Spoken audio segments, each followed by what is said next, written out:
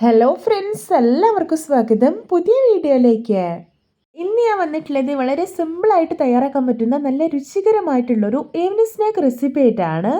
നല്ല ക്രിസ്പി ആയിട്ടുള്ള വാഴയ്ക്ക ബജിയാണ് ഞാൻ ഇവിടെ ഉണ്ടാക്കാൻ പോകുന്നത്. വീഡിയോ കണ്ടിട്ട് ഇഷ്ടപ്പെടുവാണെങ്കിൽ ലൈക്ക് ചെയ്യുക, ഷെയർ ചെയ്യുക, കമൻറ്റ് ചെയ്യുക, ചാനൽ സബ്സ്ക്രൈബ് ചെയ്യാനും മറക്കരുത്. പിന്നെ ഫേസ്ബുക്കിലൂടെയാണ് വീഡിയോ കാണുന്നതെങ്കിൽ പേജ് ഫോളോ കൂടി ചെയ്യണേ. അപ്പോൾ നമുക്ക് നേരെ വീഡിയോയിലോട്ട് പോവാം. അപ്പം നമ്മുടെ സ്നാക്ക് ഉണ്ടാക്കാൻ വേണ്ടിയിട്ട് ഞാനിവിടെ വെണ്ണീർപ്പൂവൻ്റെ 7 കായാണ് എടുത്തിട്ടുള്ളത്.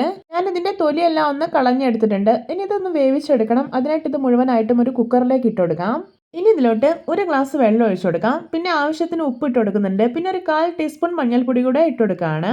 ഇനി ഇതൊന്ന് മിക്സ് ചെയ്തെടുത്തതിന് ശേഷം കുക്കർ അടച്ച് വിസിൽ വെച്ച് കൊടുക്കാം. ഒരു 4 വിസിൽ വന്നോട്ടെ.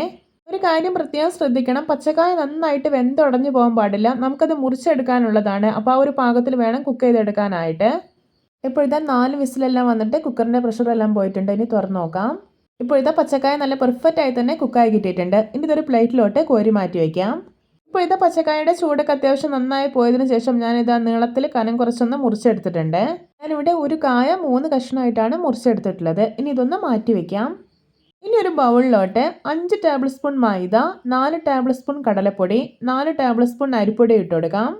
ഇനി ഇതിലോട്ട് ആവശ്യത്തിന് ഉപ്പ്, 1 ടീസ്പൂൺ മുളക് പൊടി, 1/4 ടീസ്പൂൺ മഞ്ഞൾപ്പൊടി, ഒരു 3/4 ടേബിൾ സ്പൂൺ പഞ്ചസാര ഇട്ട് കൊടുക്കാം. എന്നിട്ട് നന്നായിട്ടൊന്ന് മിക്സ് ചെയ്തെടുക്കാം.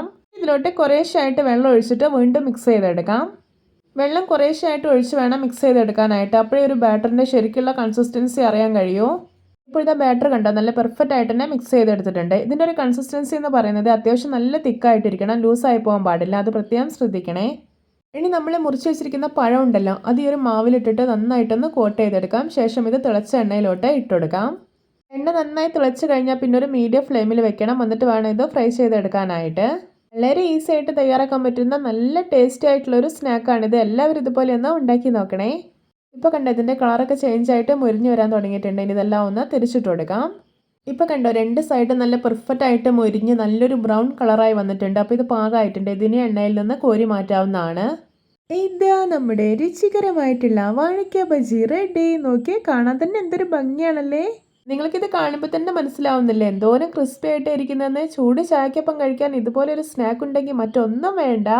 അപ്പോൾ എല്ലാവർക്കും എൻ്റെ വാഴയ്ക്ക ബജി റെസിപ്പി ഇഷ്ടപ്പെട്ടെന്ന് വിചാരിക്കുന്നു. ഇഷ്ടപ്പെട്ടാൽ സപ്പോർട്ട് ചെയ്യാൻ മറക്കരുത്. അപ്പോൾ ഇതുപോലെയുള്ള വെറൈറ്റി വീഡിയോകളായി നമുക്ക് വീണ്ടും കണ്ടുമുട്ടാം. Okay, bye bye.